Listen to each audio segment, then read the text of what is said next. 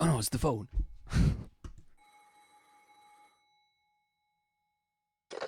After dashing to her bedroom, Jessica answered the phone call that had been transferred there. Hello? Sorry to keep you waiting. Butler! What do you think you're doing not contacting us for 6 years? How's it going? Really? How the hell do I know?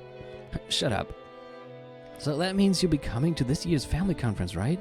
I mean, it's been 6 whole years.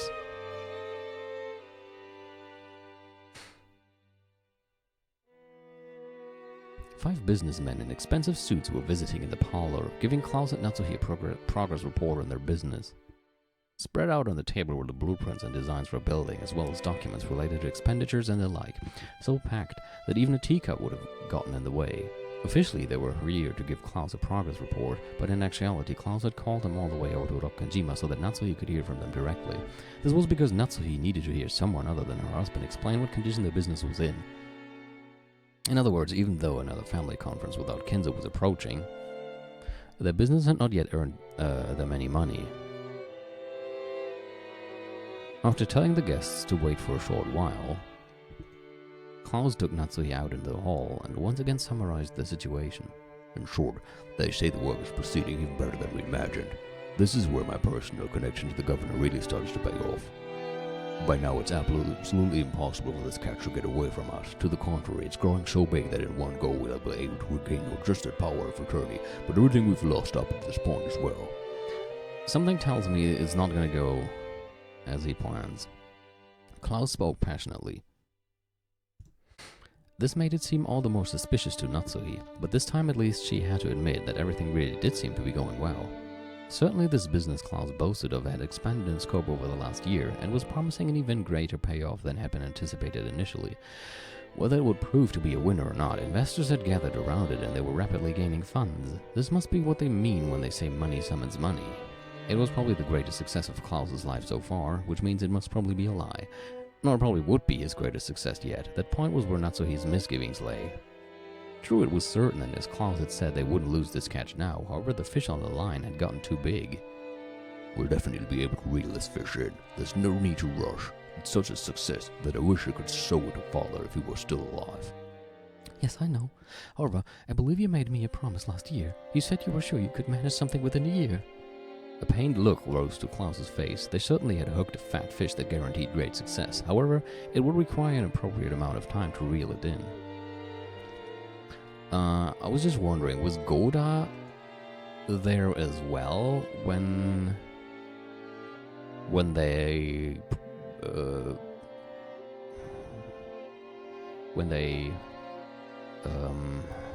how should I say, when they came up with a plan to pretend that Kinzo is still alive? Kumasawa was there and Genji, Nanjo, Natsuhi, and Klaus. But I'm just wondering if... I mean, even if not, they still could have been instructed later, like Kanon clearly had been instructed later, and I'm not sure if he was there. I don't know.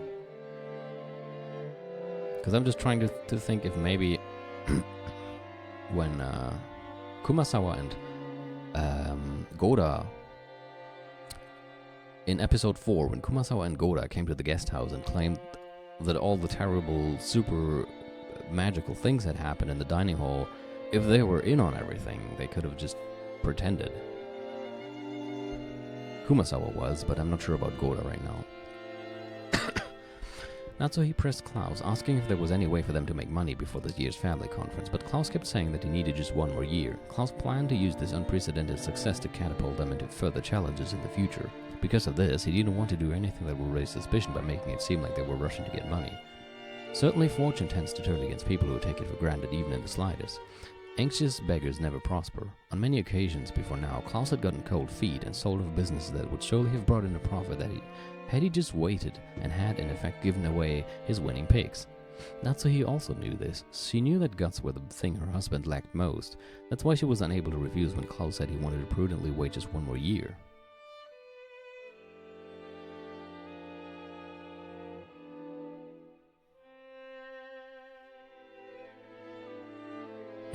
How wonderful that things are going well. It wouldn't be I'll have to sit around here as a ghost for a little longer. You don't look too disappointed. You're fated to be chewed to bits by demons the moment you leave this world. My apologies, Father. For one more year, you might not be granted peace.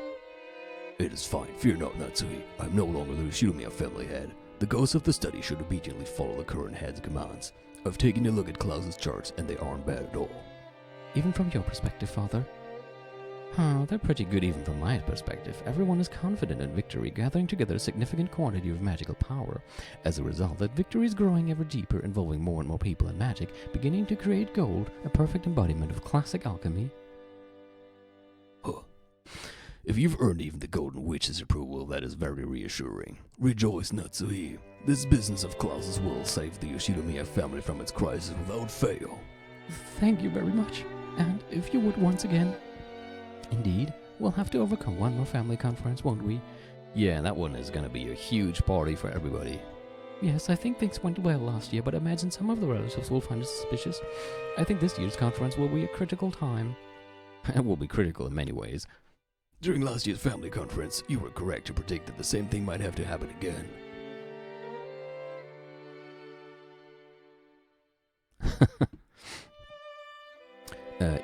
Even for those who aren't witches, preparing for the worst case scenario is one of the basics for getting on in this world. So, what will you do this year? Just like last year, I will see to it that a high concentration of the servants who know Father's secret are there on the day of the conference.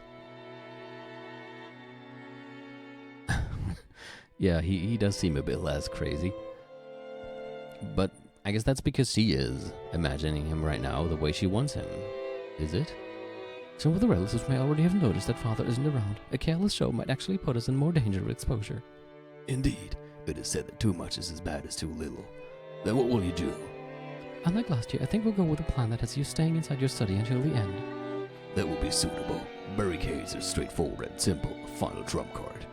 No matter how strongly the toxin fills this mansion, as long as the closed room barrier remains around this room, it will be impossible to deny Kinz's existence. I guarantee that myself. However, when forming a barricade, it is inevitable that you will be surrounded. I know. Even so, I beg that both of you lend us your power just one more time. I cannot disobey the orders of a new head. Furthermore, a ghost cannot disobey the orders of the living. If you tell me not to leave this room, I will obey. Thank you very much. I'm not satisfied. If you want me to lend you my power, I won't listen to a mere request. Yes, you are the family alchemist.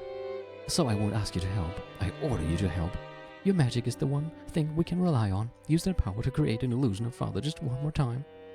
Very well. I hear and obey. I find your confidence quite pleasing.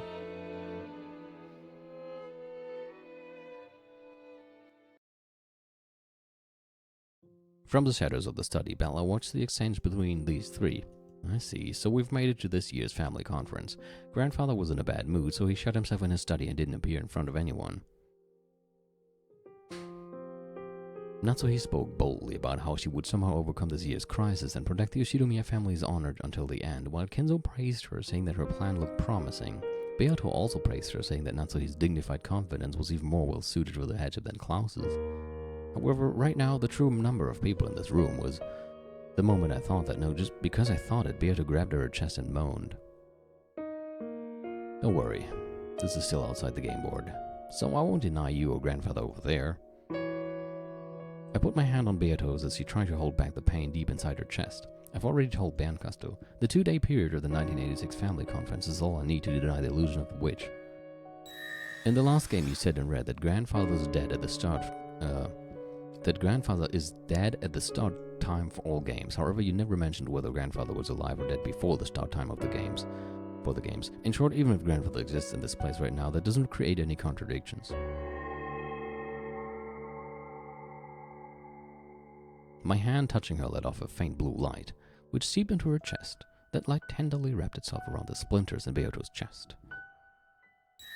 And I also can't deny the existence of the Beatrice in this place. The number of people on this island outside the game board, in other words, before October 4th, 1986, has not been proclaimed in red. Therefore, there's nothing strange about Beatrice existing here. You're too nice, Battler. Beato's expression softened slightly. My blue light slowly began to melt the red splinters that denied the illusion of the witch.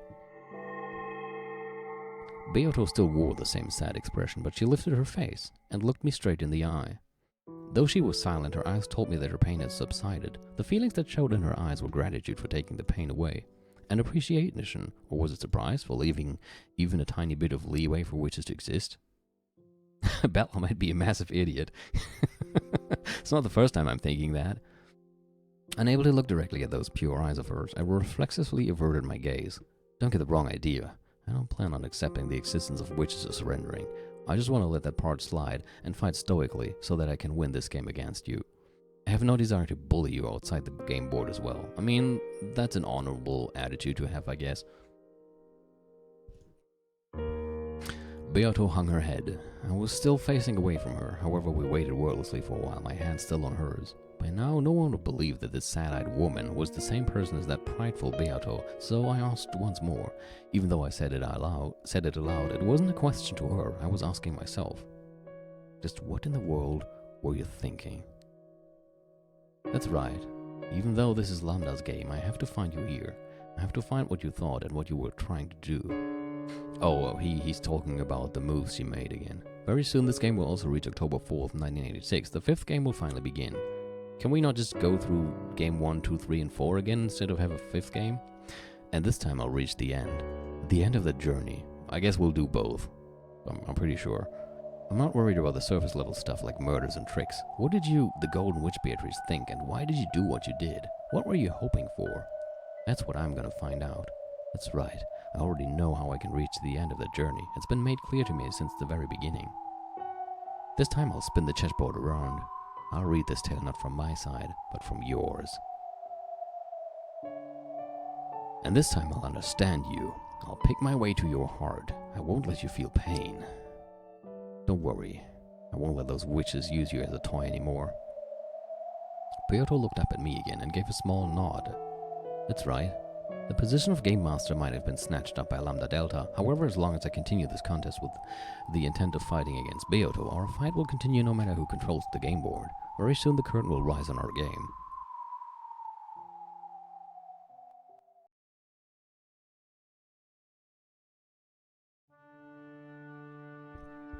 At this year's family conference, we must conceal the master secret once again. Yes, I understand. I'm a little doubtful that the same trick will work twice. Madam shares your concerns. Because of that, it was decided that this year he will not leave the study even once. In other words, we'll make it seem like he's been shut away in his study the whole time? Yes. The only ones allowed to enter the study are the three of us, the servants permitted to wear the one-winged eagle. Which means the three of us will have to perpetuate the lie about the master. Correct. The relatives will probably question you about the master's health and mood. Make sure you answer without hesitation and see to it that nothing is seen as suspicious. Yes, I understand. I'm sure you'll screw up right away. Well, that's nice. Maybe it's better to say you have a cold or something so you can skip that day. That's mean. Kanon wasn't just making fun of her. He only wanted to release Shannon from the burden of working on this most serious of days. Genji-sama, is it really necessary for Shannon to be on duty? We can manage things well enough without her. That I cannot do. Madam gave strict orders that the three of us be scheduled to work on that day. Yes, I am prepared to perform my duties successfully. Don't screw up. I won't. Shannon grew sullen and Kanon shrugged. Then Genji told them that they weren't taking this seriously enough and slapped both in the face. Shannon, Kanon, the master we serve has already passed away. However, until he has truly passed on, we will continue to serve. That study is not empty. The master is still there, hard at work on his usual research. Make sure you take that to heart. Yes, Genji-sama. Hi.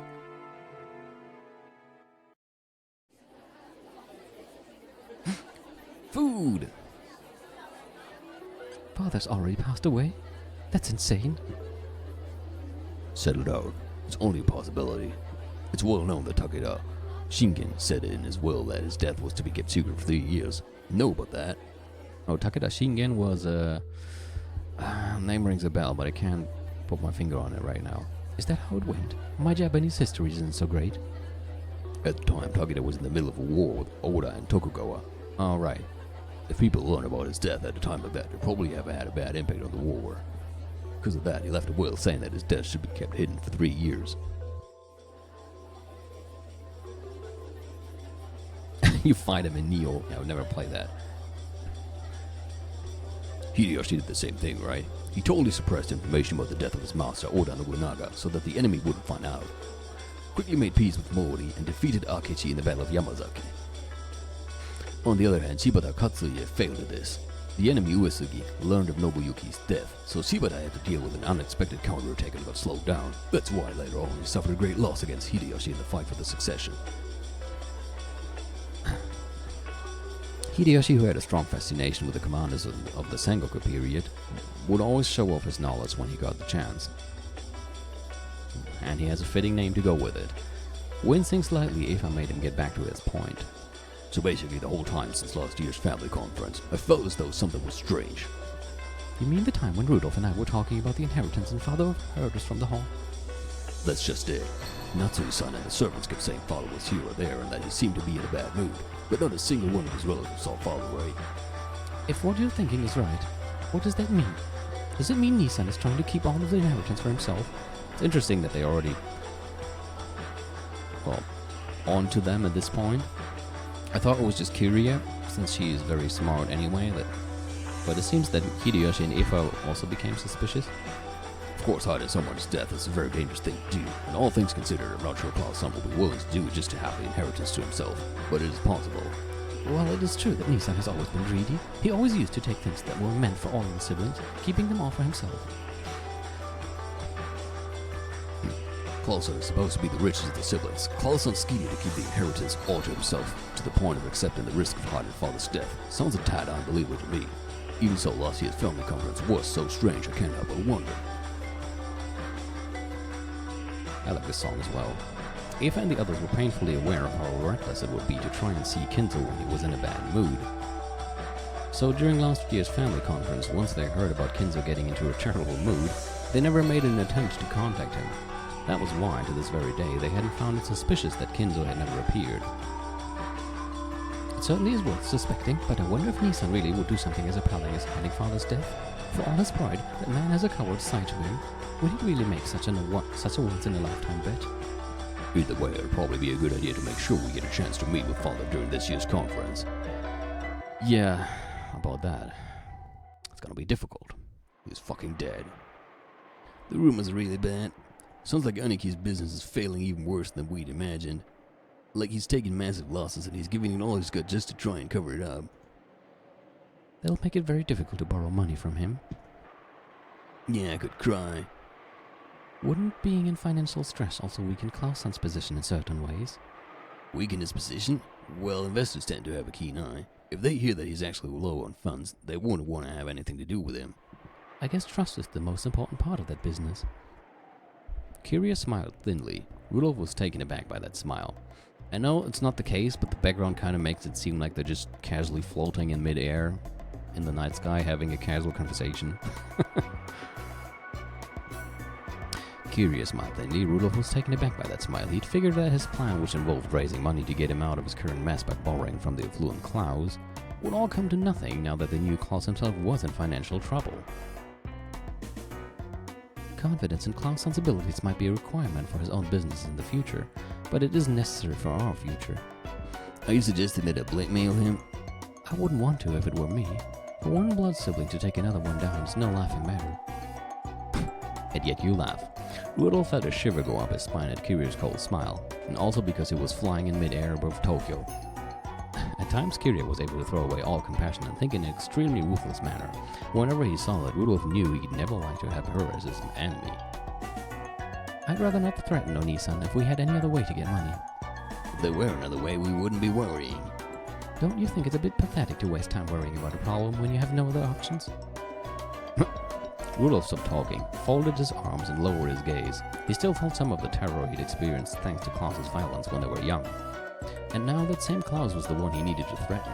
Rudolph would also be fighting against his childhood trauma, so to give her husband a little push, Kiria smiled reassuringly and perhaps coldly. I've never been a fan of doing work based on trust. It takes hard work to build up trust, but only an instant to lose it. There's no less profitable investment. You're right. Yeah, it's a funny way to look at it. If you consider trust an investment, it's just you should. That's a weird way to look at it, but also kind of hilarious. You're right. All the trust in the world is worth a good banknote. Even though Klaus-san has been taking on massive losses, he ought to be capable of gathering enough money to buy us some time. Of course, he'd probably be forced to cash in all the trust he's built up so far. This is gonna get ugly. We'll have to prepare sufficiently. We haven't been given any time or room for failure. Isn't that right? Among my Kyoto friends, I know a few who are talented at this sort of investigation. I'd rather not be indebted to people like that, but do you want to try meeting them?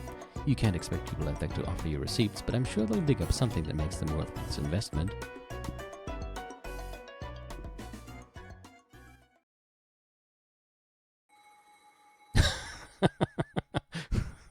That's a good picture.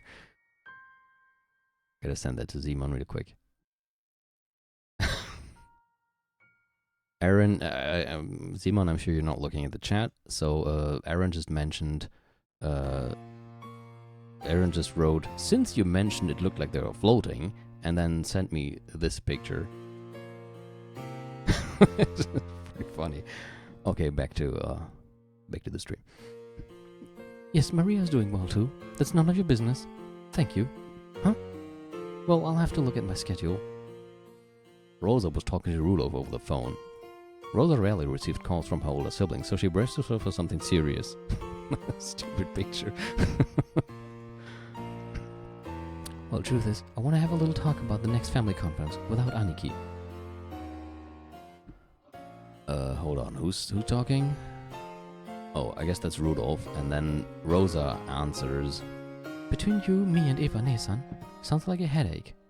I can't go into details over the phone, but I think you'll find it's worth listening to. Something good. Of course, Aniki's all for it. Nesan is? All we want is your approval. We aren't gonna ask you for money or anything like that. The most important thing is that the three of us stick together. Got it? oh, so that's where they form their front. I mean, I'm sure you all remember that they tried to attack Klaus as a common front. Rosa let out a sigh. She did so because in the past, when Rudolph and Eva got into a fight with Klaus, they always used to talk to her like this right before dragging her into it. First tell me, I stand to gain something too, yes? Yep, you gain to not get punched in the face. The three of us will each grab 200 million out of this. If all goes well, we might be able to squeeze out more. That should be enough to handle your debt, right? And when can we expect to grab this by? Of course it'll be within a year. I need it. Aniki needs it. You need it too, Rosa. All three of our problems will be settled. So the chances of success are good enough that Nesan has agreed to it? Now, do you want to hear? I know it's a bit sudden, but let's meet next Sunday, 7 o'clock. 7 p.m. at that coffee shop you like in Ginza. That's the only time Aniki's schedule and mine match. Any problems? If we're talking 200 million, I'll have no choice but to listen. Then let's meet at 7 p.m. next Sunday at Leopold's. And Maria-chan, you can bring her too if you want. Don't talk about money in front of that child. She let the receiver down with a clunk, a little violently, and probably either Eva or Rudolph had gotten hold of one of Klaus's weak points. They would probably threaten him with that at the next family conference and force him to pay up. Even before hearing the details, she knew full well that it would be nothing good, but even so, this might be her once-in-a-lifetime chance to pay back her large debts. Rosa took a notebook out of her handbag and started to mark the day she'd been meeting with Rudolph and Eva. Then she frowned and smacked herself hard in the forehead, because written there was DZL with Maria. DZL? Something she had planned to do with her daughter. Maria was in her room playing around excitedly with Sakutaro and the others. That was because she was going to go to that recently built amusement park, Disneyland, the following Sunday. Looking at the clock, Rosa saw that it was just past 9 at night. Maria was breaking the lights out rule. After covering her face and agonizing for a while, Rosa stood up and stomped over to Maria's room. The room would probably be a mess as well, at least tonight that was convenient.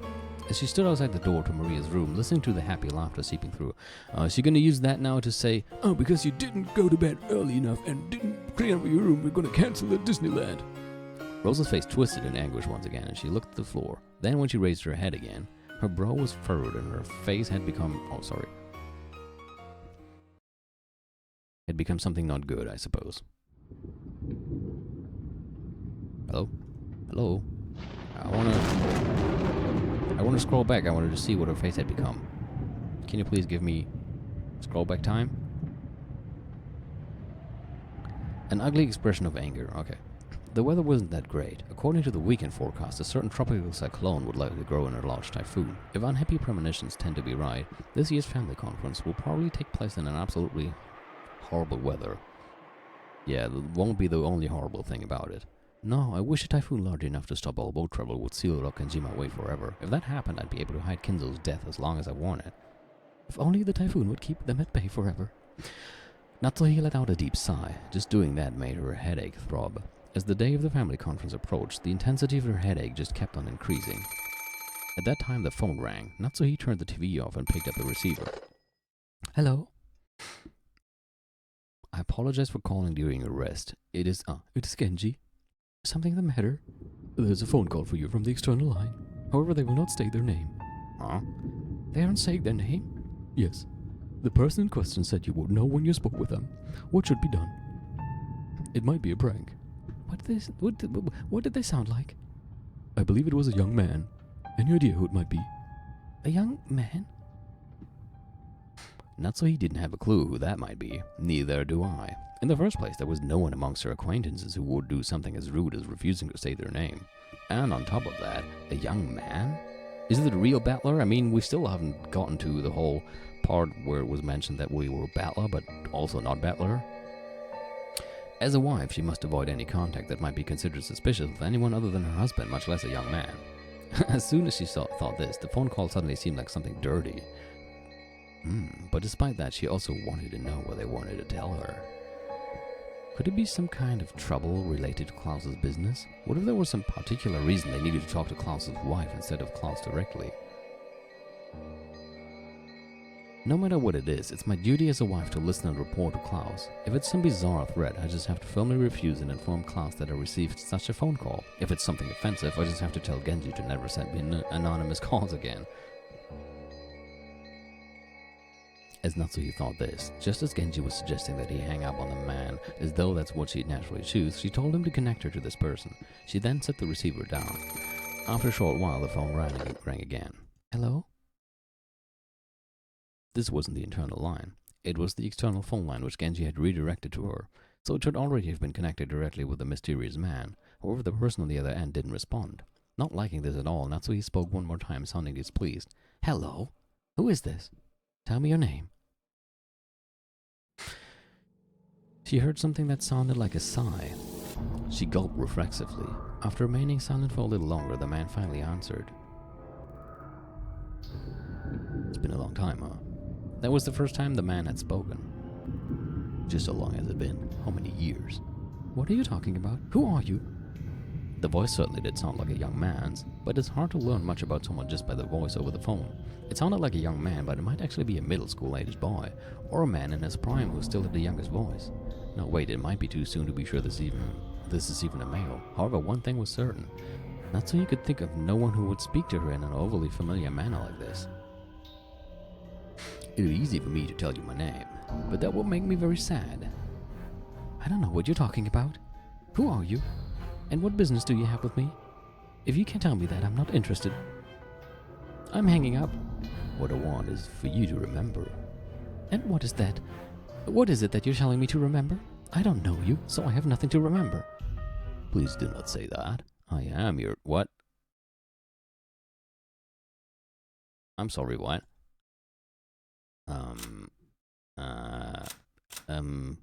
But, I am your child, am I not? What did you say? What are you talking about? Do not say things that will make me so sad. Mother. That unsettling word thrust itself mercilessly into the depths of Natsuhi's heart and started churning it about. In her entire life, Natsuhi had never been told something so unsettling. In her bewilderment, Natsuhi felt her heart beat so loudly that it felt like it would explode. I have no idea what you're talking about. I don't know what you're planning, but I'm hanging up. I came back for revenge. Revenge for your crime of 19 years ago. Natsuhi's mind went blank, and from beyond the wind howling outside the window, she most certainly heard the roar of the sea from that day. So you actually do remember, do you not? I told you I don't know what you're talking about. Never call here again. I have not forgotten how you treated me 19 years ago. To curse you, I still call you mother despite that. Now, because of that, the family conference will be here very soon, right? I am your son, mother. I will come on the day of the conference. after 19 years, so that I can have my revenge on you. The fuck? Breathing so hard her shoulders heaved, Natsui slammed the receiver down and hung up. Then she hit the phone violently, knocking the receiver off, so that no more calls would come through it. I can hear the roar of the sea. That voice I hear from beyond the howling wind is certainly, even if I cover my ears, the headache won't. Completely pale, Natsui kept shivering as though cold.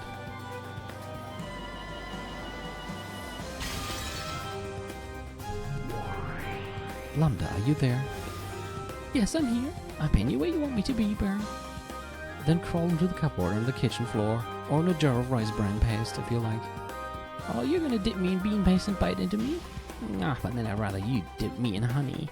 In return, I'll cook you in sugar water. At least make it sweet soy salt with sweet sake. So what's up? You gonna make me repeat something? That's right. Is Natsui's phone conversation here real? Lambda Delta grinned unpleasantly as though sizing Bernkastel up. She was probably trying to tease Bern for making that demand. You refuse to repeat it? Well now, should I refuse or should I respond? As the game master, that's up to me to decide, and I get to make the decision anytime I want. Unless I stated in blue, you aren't obligated to respond. That's it. From now, you're stuck wondering about Natsui's secret of 19 years ago, okay? Make sure you're sitting on the edge of your seat. Of course, this fishy telephone call happened before October 4th, 1986. This is still before the start time of the game. So there's basically no need to question whether it's, whether it's true or false. Sometimes the text scrolls very slowly, so I click on the mouse so it is there all at once. But sometimes that actually, the timing of that exactly happens when, I don't know, I click too much or something, I click too far. Shall you leave without turning the card over? Ouch, what? Okay, I think sorry, no, once more. There's basically no need to question whether it's true or false. Since you, the game master, went out of your way to show me this, I'll take it as a preparatory move for something else. It might be a trick, but I'll at least keep this move of yours in my memory. So leave without turning the card over. What? Direct attack. After suddenly being conked on the head, Lambda Delta was bewildered. But perhaps this incomprehensible exchange was funny to her because she quickly went back to giggling. Are you done preparing the game board now? Yeah, that's right. Now I'll finally move on to the game. On to October 4th, 1986. I wonder what number October 4th, 1986 this is. Do you not know how to count to 5? They had to switch, huh? Beatrice. She truly is a frightening child. Then again, as mentioned before, Shannon and Kanon seem to act like it has been happening much more often. Any moves from your side yet, Burn? No. If you refuse to repeat what I asked, then I'm done. Turn in, right? Untap and keep draw. Come! October 4th, 1986.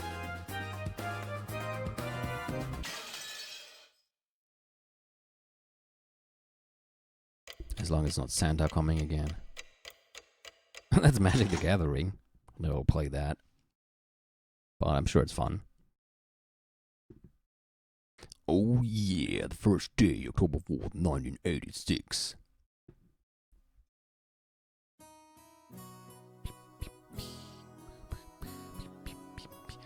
This rose garden really is a masterpiece. It's gotten even more awesome than it was 6 years ago. You're so lucky to have this as your yard.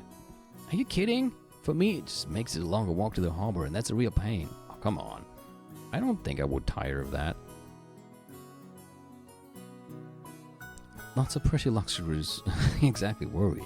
Oh, getting to say hi to the roses every morning must be awesome. You must get laid after saying hi to so many roses. Shame about Angie, though. I hear her stomach gets upset easily, right? Apparently. It's probably her intestines that are weak. She's almost always got the runs. You shouldn't say something like that about a lady. Sorry about that. Yeah, I forgot. Nothing comes out of girls' butt but marshmallows, right? So, Angie gets sick and the marshmallows turn into syrup. Okay, that's really way over the line.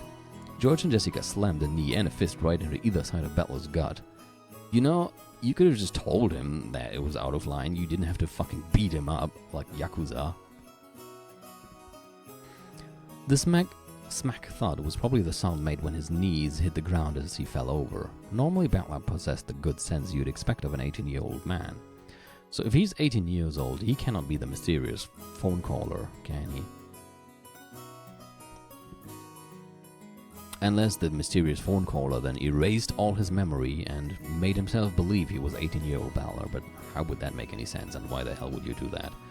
However, it seemed that this reunion had brought him back to the mental age he'd been 6 years ago, and bit by bit, Jessica and George realized they were also returning to the way they'd been back then. Beating up each other, I see. Not so he gazed at this charming chat through an open window in the hall. Madam, Klaus-Sommer is searching for you. I'll go in just a bit. It isn't even lunchtime yet and I'm already tired. Just a few moments ago, the sparks had already started flying between them and Ava's group. The others had pounded on Klaus and Natsuhi over and over to get Kinzo out of his study. Apparently they hadn't been fully tricked at last year's family conference after all. There are no problems with father, right? Correct. Leave it to me. Shannon and Conan are also fully prepared to handle today's arrangements. Kumasawa is a good liar, so I'm not worried about her, but I am a little concerned about Dr. Nanjo. I get the feeling he's bad at hiding things. Leave that to me. I intend to support Dr. Nanjo from nearby as much as possible. It's so reassuring to have you there. It truly does help a lot. Without your strength, we wouldn't be able to succeed. I'm honored by your words. Don't worry, the closed room barrier on the study is perfect. As long as the barrier remains unbroken, no one will be able to expose Kinzo's secret. Yes, I understand. Still, you heard the conversation in the parlor just now, didn't you? Indeed. It seems that some considerable suspicions were aroused last year. The terrible toxin has accumulated and is being spread all around. It seems this year's conference really will be crucial. We might be able to overcome this year somehow, but there is such a thing as pushing our luck. It's probably best to assume that next year won't be manageable. With this much of the magic-resisting toxin filling up the place, it will probably be difficult to preserve Lord Goldsmith's magic for yet another family conference. Who the fuck are you? Oh, no need to be surprised. This man serves as my head furniture. Greetings, Madam Natsuhi. My name is Renaud. It is a pleasure to meet you. This man's reliable. He's also helping to protect the closed room barrier. That's so. I am Oshiromiya Natsuhi. I thank you for your cooperation. Of course, madam. I will be aiding you from the magic world. Please rely on me. Oh no, not her again. In that case, I guess I'll introduce myself next. Hi, Rishi. Long time to see. I don't know why I just gave her such a crazy voice. God. I'm glad to see you here as well. Well, I only came to have some fun. If you need an extra hand, let me know. Nice to meet you, madam. This is the first time I've said hello, but I'm always right by anyone's side. Bob here is quite the prankster. Remember that headache medicine you dropped on the floor of your room and lost as you were getting dressed? Maybe this is Magic the Gathering in a different way. Garb was the one behind that. Whenever you set something small down somewhere but can't find it later, it's always a good idea to suspect that it's one of her pranks. Long ago, she used to tease me all the time. Is that so? In any event, this is the Oshiromiya mansion. As long as you are here, you will obey us. You understand, correct? Of course. We understand. Think of me as a Genji of the magic world to give me orders whenever you wish. And even I know how a guest is supposed to act. I will let the landlord lose face. Is she supposed to be like the Shannon of the magic world? I wonder. You can count on Renaud and Garb. However, the magic world and the human world are two different sides of the same coin. I understand. Of course, I will do all I can in the human world. Let's work together and protect Father's secret. Indeed.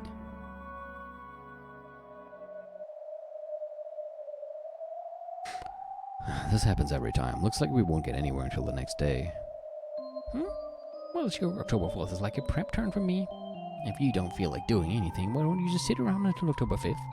I'll call you after the first 6 die. Of course, that was an incredibly irritating way to put it. The fight won't start until the crime occurs. However, waiting for the crimes to start would mean turning a blind eye towards the murders of the first twilight. In other words, it would be the same as being content with the fact that 6 people would die. Did you know? They say that in chess, the player who moves first is twice as likely to win. Although that can change as the tactics of the match progress. Don't they say the second player has a much better chance at a draw? Even I know the phrase, the first to strike wins. So what are you trying to say? This is why you're so incompetent. Seriously? Are you listening, Battler? There do exist puzzles that can be solved even on October 4th. Know which one I mean? You don't mean... no, but... Well, watch and see, Battler the incompetent. Yeah, you two enjoy yourselves together. I have a general idea what these witches are talking about. I've tried solving it several times myself in the past, but I still haven't found anything resembling an answer. On the contrary, I still can't even understand why that puzzle exists. That's right. The reason it exists. Why did Beato prepare a puzzle like this in the first place? We all discussed it together from time to time in past games, however I've started to avoid thinking about it, under the assumption that there's no point in trying to solve a riddle that can't be solved. This time I should change my viewpoint. I shouldn't just focus on the surface level stuff, like the truth of the riddle and how to solve it. What's more important is why that riddle was set up in the first place and displayed for us to see. That's what I should be thinking about. And the one proposing that riddle is Beatrice. I mean... Klaus and Natsuhi could have thought up the whole envelope that says you should solve the riddle within the coming 2 days, and you will become the new head, so they could just say, now Klaus is the new head because he solved the riddle, but then again, they never tried to solve it. Apart from episode 3, but then it was suddenly Eva who solved it. If Klaus and Natsuhi had prepared it, then they should already have solved it and then solve it in front of the others.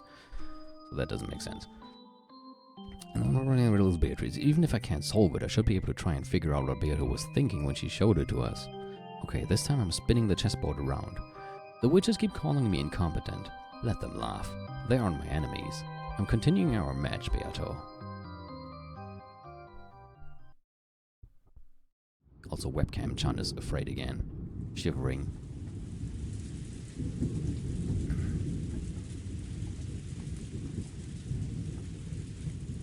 Oh, looks like it's finally started raining. Nah, wish the only downpour was the one inside my heart. The people in the parlor noticed the raindrops that were starting to drip down the window. Now we have nowhere to dry until the family conference ends. The same thing goes for Nissan. I won't let them escape, you can be sure of that. The cards we're holding aren't bad. Nissan is just bluffing. I'll make certain he surrenders. Well, it's more to a deal than making your opponent lose. You've got to get a pitfall ready, praise them a bit, and convince them to stand on it of their own accord. Hideyoshi-san is right. We pressed them a bit too hard last time, Ifane-san. That was perfectly reasonable, considering it's Nissan we're dealing with. Well, looks like Rosa's falling asleep. She was complaining about how early she woke up this morning. Well, I guess there's nothing wrong with that. Good nap. There's a chance we might be forced to spend all night on this. Getting a nap in now is probably a smart idea. Out of consideration for Rosa, who had fallen asleep on a sofa, the others quietly left the parlor. Unaware of this, Rosa slept. After telling Maria to just stay where she was after the tantrum over not being able to find her rose, Rosa slept, unaware that the rain had started to fall. Once again, Mother of the Century Award goes to everybody except her. Well, not everybody except her, but definitely not her.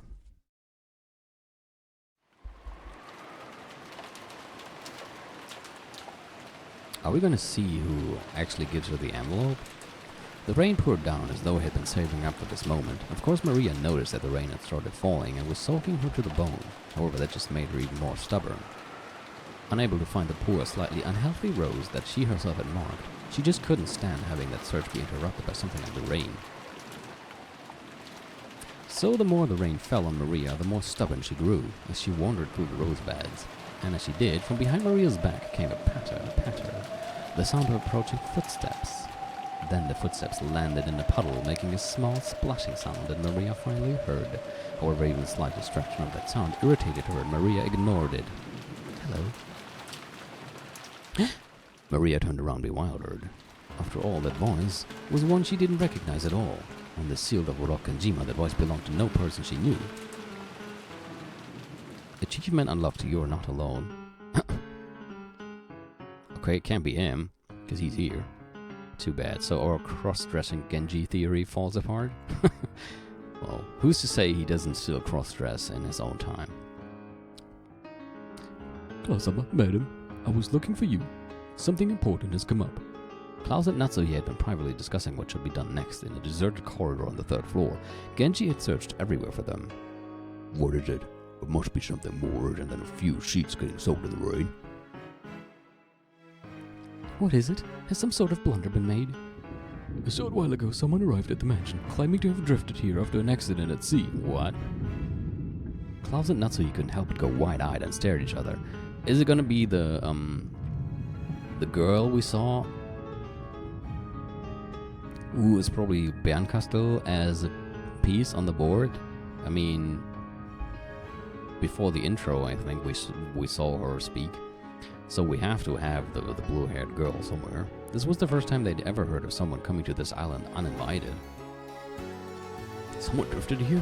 Is that true? Poor thing. Treat this person, I guess it's not so. Treat this person politely, like a guest. What are they doing now? Dr. Nuncho's performing a... I was about to say autopsy. Examination. He hasn't finished yet, but from what I could tell by looking, the drifter seemed tired but uninjured. Thank goodness. Oh, okay, it's Klaus. Thank goodness. Natsuki and I have an important conversation right now. When it's over, we'll go to check on this person. Please tell this drifter that we want him to feel at home. Certainly. When Genji bowed deeply and started to leave, Natsuki called him to a stop. Genji stopped walking and Natsuki jogged up to him. Genji, is this drifter a man? No. She is a young woman about the same age as Milady. A woman? I see. Very well, back to your work. Yeah, she's still expecting that 19-year-old guy.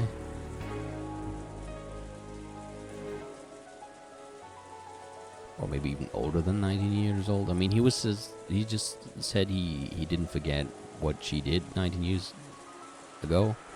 If it means she had maybe even an affair and a secret child and she abandoned the child, doesn't necessarily have to be that she abandoned the child at 0 years old. Could have also been at 1 or 2 years old.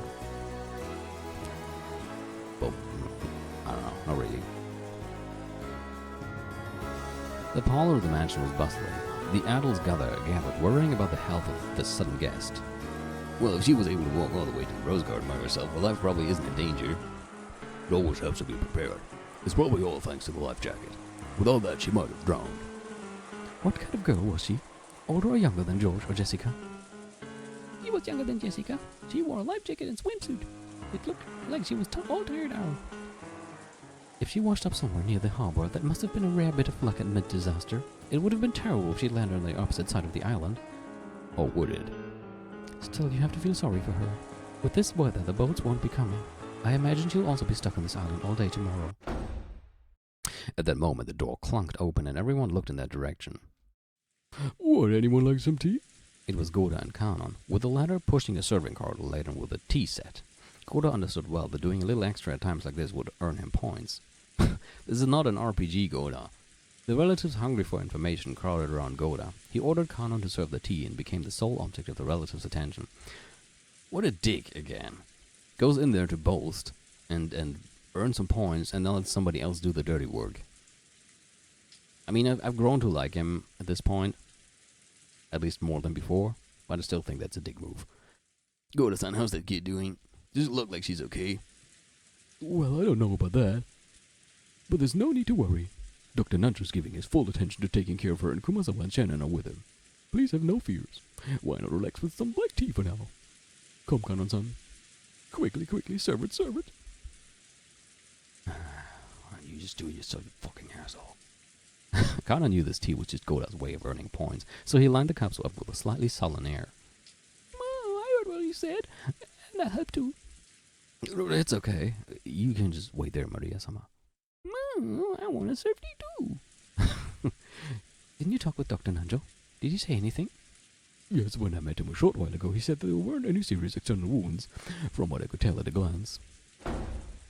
And just as Goda had successfully captured the gazes of all present and was about to start talking knowledgeably on the subject, Nanjo returned. It kind of looked like he kicked the door open because he has his hands behind his back and the door just got opened. He's just missing sunglasses and some badass beat for such an entrance. Of course, Dr. Nanjo instantly became the center of attention. That's a sick-ass rapper name, Dr. Nanjizzle or something. Let's not go there. Kanon turned his back on Goda, who seemed downhearted. Dr. Nanjo, how is her condition? Does it look like she'll be okay? Not to worry, everyone. She's fine. She had no injuries at all. She seems to be quite worn out, but there shouldn't be anything to worry about tonight as long as she doesn't develop a fever. That's good to hear. We're lucky even enough to have a doctor, but this is no hospital. Everyone was relieved to hear that the girl was in good health, when Nandro gave the more detailed results of his examination, concluding by saying that she was young and should therefore be fine. Everyone who no longer fell under this description nodded in assent. Boats really are scary. Fall. Are you teasing Bettler again? Bella was right. Maria-chan, let's not tell Bettler about this. Oh, Madam Claus-sama. Gora, who had lost his nerve and was handing out cups, called out in an excessively loud voice. Apparently he was that desperate to get everyone's attention. How is the guest? Yes, sir. Her condition's not serious. I see, that's great. Where is she now? I believe Kumazawa-san and Shannon-san were guiding her to the bath. They said they would get her some clothes afterwards. In that case, they'll probably arrive here soon. Everyone, this may be the day of the family conference, but we have a guest brought here by an unfortunate accident. She wasn't invited, but I want you all to welcome her. Who could disagree with that? I'm all for it. Same here. Didn't Mom always tell us to be nice to girls? Maybe, but you didn't need to make that your life's motto. That's a good line. It's probably best if we call George and the rest over here too. Let's all greet her together. But wouldn't it just make her more uncomfortable? Eva stood up and made a phone call to the guest house. Also, Rosa still doesn't remember that she left Maria in the rain? At that moment they heard the sound of a knock, followed by Genji's voice. It is Genji. Reminds me of Kinzo. It is I. The guest has arrived. At those words, everyone fell silent. The people who had been sitting stood up straight.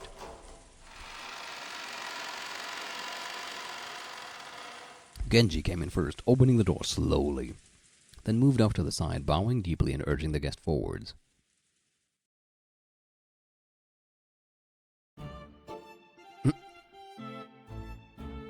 The guest had Shannon and Kumazawa following by her side, and even after seeing a large number of relatives waiting for her in the parlor, she didn't seem overawed in the slightest.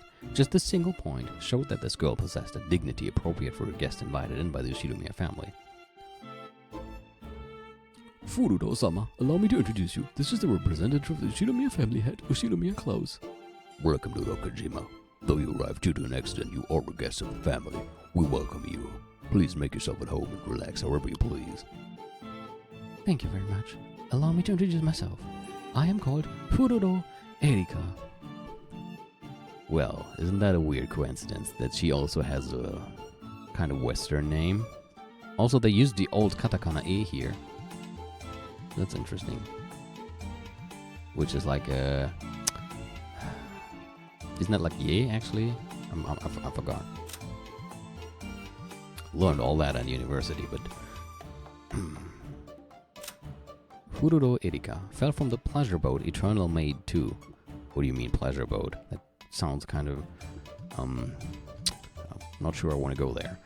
Mid-cruise in the waters near Rokkanjima. On October 4th, 1986, she drifted to Rokkanjima, and the Yoshinomiya family welcomed her as a guest. She managed to drift to the island unharmed thanks to several miracles, including the fact that she was wearing a life jacket. Not sure wearing a life jacket should be considered a miracle. I think it should be called common sense, but okay. My deepest apologies for disturbing members of the Yoshinomiya family like this. I'm truly grateful for the warm welcome I've received despite my status as an uninvited guest. This was greeted by an impressed sigh arising equally from all corners of the room. The clothes she had been lent were probably Jessica's formal wear from long ago. The HMS orgy. But the composure of her introduction didn't shame those clothes in the slightest. The girl's name was Furudo Erika. She looked slightly younger than Butler and Jessica. By the way, this katakana E is also used in the writing of Evangelion, the anime, in case you never noticed. But her composure and mannerisms were beyond what anyone would have expected from a high schooler, almost as though she was a well-to-do family's daughter. At least on the poster I had, it was used. Wait a sec. Who the fuck is this? With an incompetent like you as the main character piece, the game wouldn't go anywhere. Yeah, see, it's gonna be her as a piece on the board. That's why I've placed myself there as a piece. Well, it's just a bit of a bonus. Even in close circle, it'd get boring to see the same crew every single time, right? Quit messing around. This piece doesn't exist on Beato's game board. Beato and I won't acknowledge it. This is Beato's game board, right? If Beato refuses, then I'll consider it. What do you say, Beato? Well, that's kind of mean, asking someone who cannot talk anymore. Beato was unable to answer. Lambda Delta grinned triumphantly. Wanna try complaining about the rules and stepping down from the game? Isn't that a favorite move of your mystery people? If there's even a tiny element that goes against your expectations, you throw a tantrum and totally stop thinking. Don't worry, I'll make a detective proclamation regarding this piece. Detective proclamation? I proclaim that Furuta Erika is the detective. The detective isn't the culprit. No proof is needed to show this.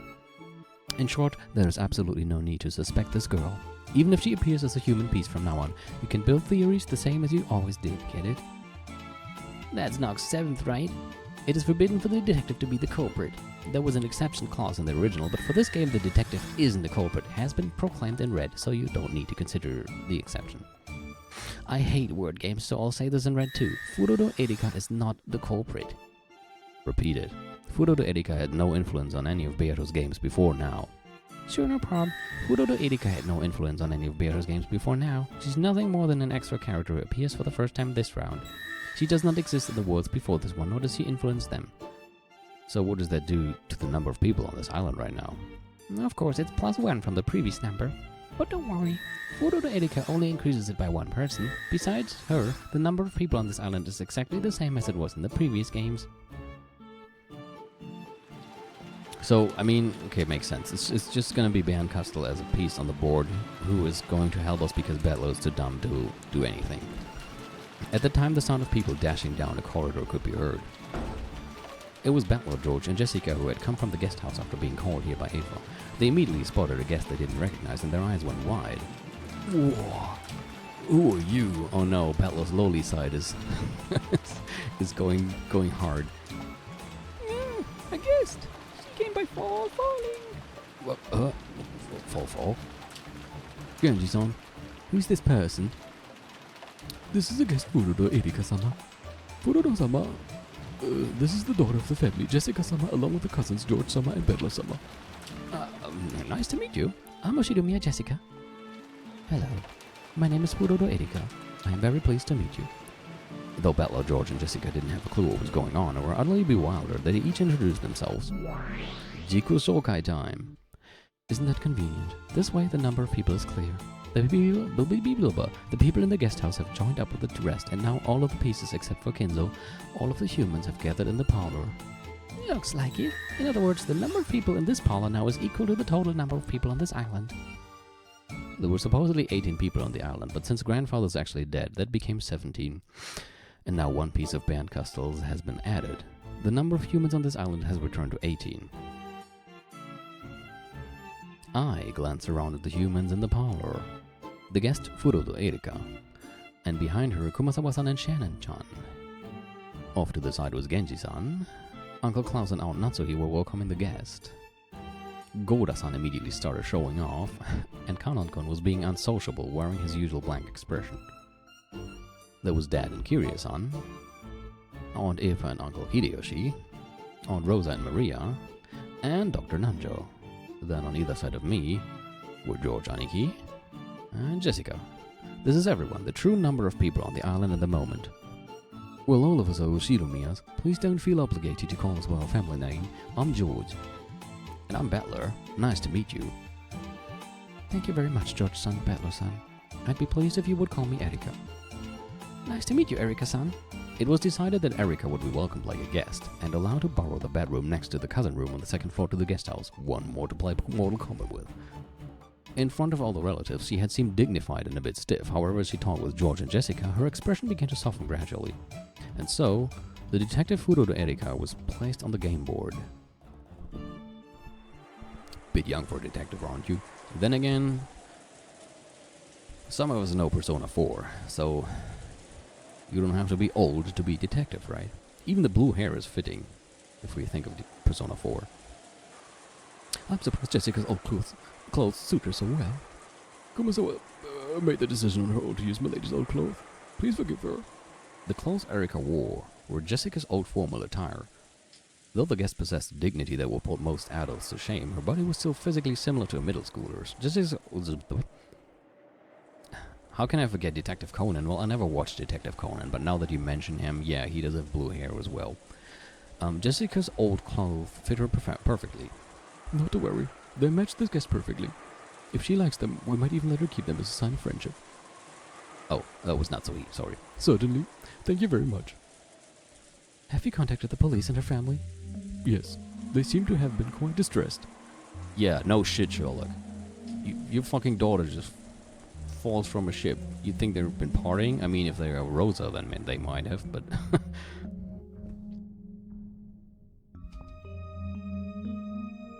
By the way, our guest really was involved in an accident, right? She herself said she fell from a boat as it was returning to port. Is there anything to back up that claim? I checked with the Coast Guard. It seems she fell from the rear of a pleasure boat, unnoticed by the others on board. She got lucky she didn't just get chopped to pieces by the screw of the boat, right? It's not a party when Rosa does it, it's a business trip, yeah. We don't know the exact location she fell from, but it was probably somewhere near this island. It was foolish to play on a boat with such a bad weather forecast. However, is it really conceivable that she nearly drowned in the nearby waters and drifted to this island? It's not impossible. Tales of drifters washing ashore exist in several of the islands around this area. I believe it likely that an accident occurred. We're in the middle of a typhoon. It would not be possible to land a boat anywhere on this island. I'm sure Natsuhi is super suspicious of anything right now because of the phone call she had received.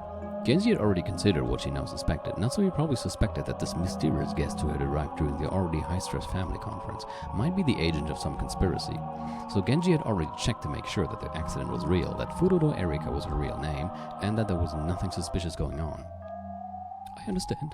My husband has ordered that she be politely entertained. Make sure that there are no blunders. However, you do understand, don't you? Yes. I won't let her anywhere near the family conference. After dinner, I will see that she retires to the guest house. Make sure they don't start trying to force us to let her meet Val. There or anything like that. Of course. I will keep that in mind. For a second I thought that maybe she gave the letter to Maria in the previous episodes, but then I remembered that it was clearly stated that she didn't influence any of the previous episodes. And we just have to consider her a piece that is there because Bernkastel took over the board. The game for Battler. Oh, Furudo Erika, was it? It's rare for guests to come here to Rokkenjima. Doesn't this look like it'll be interesting? She's probably Lady Bernkastel's piece. Though she will follow the rules of humans, the player is a witch. We mustn't underestimate her. Huh, there's no problem. Even if she were Lady Bernkastel herself, since she's a human, she's no match for us. After all, we have Garb with us. Humans certainly cannot win against Garb. Thanks. Still, it's not a good idea to overestimate yourself. The definition of a witch doesn't only imply the ability to use magic. True, a joker in the eye of a typhoon. That is what a witch is. Huh. I'm the only one who gets to call herself a witch on this Rokkenjima. Only I, the Golden Witch and Endless Witch, Beatrice. Let's see how good Lady Bernkastel's next piece after Angie is. I intend to watch very closely.